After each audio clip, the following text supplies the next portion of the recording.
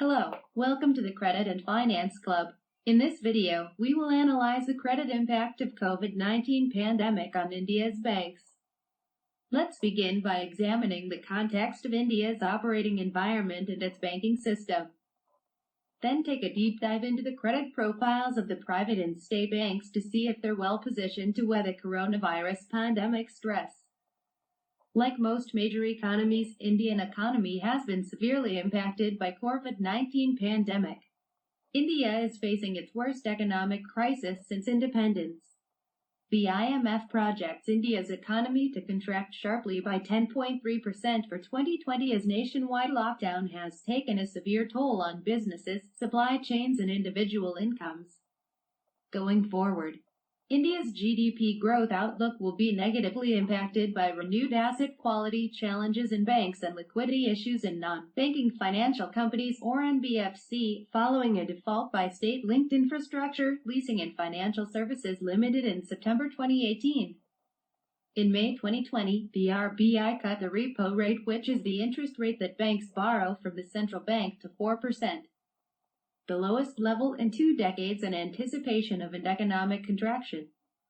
While lower interest rates would help to improve debt affordability of consumers and corporates, it would also put pressure on Indian banks' net interest margins.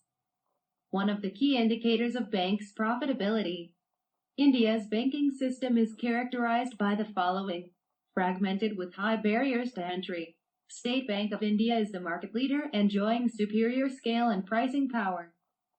The remaining large banks also enjoy adequate to moderate scale and an extensive pan-India branch network. Consolidation of the public sector banking space, helping state banks compensate for their loss of asset share in recent years to private banks. Effective from April 2020, the government has consolidated 10 banks into 4, leading to India having 12 state banks from 18 earlier and 27 in 2017. However, poor risk management remains the root cause of India's banking problems. State banks entered the crisis on a weak footing, with high levels of bad loans and depleted loss absorption buffers. They now face the risk of further losses and capital erosion, with rising impaired loans. Indian banks continue to have adequate funding and liquidity, underpinned by an extensive branch network and large customer deposit base, highly supportive government. Notably, the Indian government has a track record of consistently supporting weak commercial banks through recapitalization and mergers of financially distressed banks with stronger banks. The government has injected a total of $43 billion in fresh capital into banks in the 5-year period ending March 2020. However, the injections failed to meaningfully improve state banks' core capital, as they were preceded by large losses. The RBI Financial Stability Report shows that credit growth is unevenly distributed between India's private banks, abbreviated as PVB, and state banks, PSB. Why is this so? Indian private banks have seen a stronger loan growth compared with state banks, underpinned by better capitalization and fewer asset quality problems. This puts the private banks in a better position to increase their market share of loans at the expense of state banks. Why is asset quality critical to banks? It is the root cause of bank failures. At first glance, you may wonder, what's the big deal if just 5% of a bank's loan portfolio turns bad? Due to banks' high leverage, losses are also magnified multifold, which in turn erodes a significant portion of equity. This could trigger a loss of confidence by both its depositors and investors, leading to bank runs on fears that it might go bankrupt and making it difficult to raise additional capital. In the absence of capital injection, a distressed bank may resort to selling off its problematic assets at heavy discounts to maintain the minimum capital requirements set by the central bank.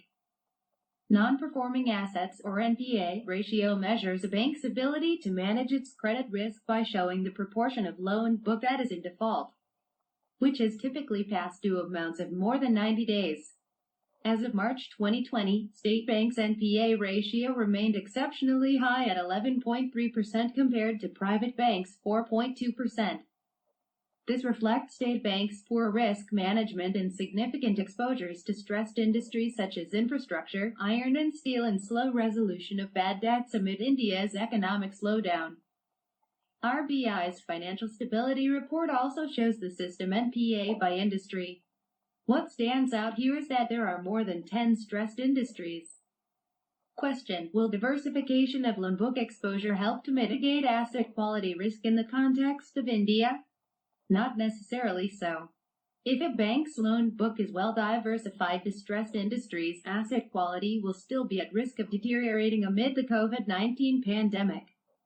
In recent years, RBI has placed 12 weaker banks, including 11 state banks or half of the state banks, under prompt corrective action or PCA, due mainly to stressed asset quality and persistent losses. Under the PCA framework, the RBI will closely monitor affected banks and potentially restrict dividends, branch network expansions, or undertake any major capital expenditures. Currently, most of these banks have exited the PCA framework due to improved asset quality, increased capitalization, or by way of mergers. Going forward, RBI's stress test results showed that system gross NPA ratio could spike to their highest level in 20 years amid COVID-19 pandemic. Under a very severe stress scenario, system gross NPA ratio could surge to 14.7% by March 2021 from 8.5% in the prior year. In the baseline scenario, system gross NPA could rise to 12.5%. We expect a large proportion of bad loans to be recognized only by the following fiscal year ending March 2022. This is due to regulatory forbearances, including the 180-day moratorium on the recognition of impaired loans in place until September 2020. State banks' severe asset quality have resulted in elevated credit costs and loss-making operations, which in turn resulted in eroded equity. While private banks saw moderating profitability in the financial year ending March 2020, state banks reported their fifth year of straight losses.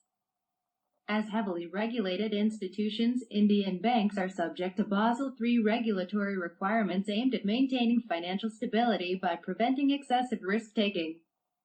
Capital buffers also provide some cushion to absorb unexpected losses. As of March 2020, private banks reported a much stronger Core Tier 1 ratio of 14.8% compared to state banks' 8.4%. Which was barely above the minimum Core Tier 1 requirement of 8%, including capital conservation buffer of 2.5% set by RBI. India banks face a significant capital shortage.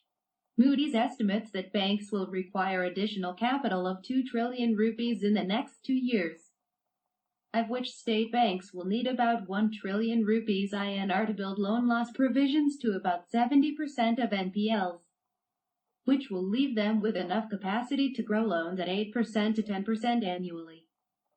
With a capital infusion of this magnitude, banks would also be able to maintain capitalization at levels comparable to those of similarly rated peers globally, with Core Tier 1 ratio of at least 10%. In summary, the COVID-19 pandemic will impact India banks in the following ways. Like most major economies, the Indian economy has been severely impacted by COVID-19 pandemic.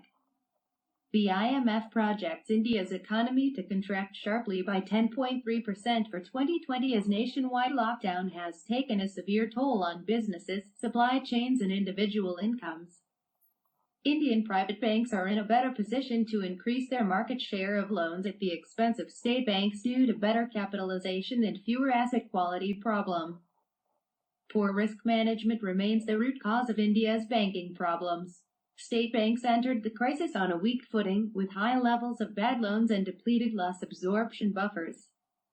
They now face the risk of further losses and capital erosion with rising impaired loans. RBI's stress test results showed that system gross NPA ratio could spike to their highest level in 20 years amid COVID-19 pandemic. Under a very severe stress scenario, system gross NPA ratio could surge to 14.7% by March 2021 from 8.5% in the prior year. In the baseline scenario, system gross NPA could rise to 12.5%.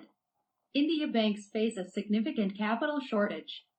Moody's estimates that banks will require additional capital of 2 trillion rupees in the next 2 years, Nevertheless, we draw comfort from the Indian government's track record of consistently supporting weak commercial banks. The government has injected a total of 43 billion United States dollars in fresh capital into banks in the 5-year period ending March 2020.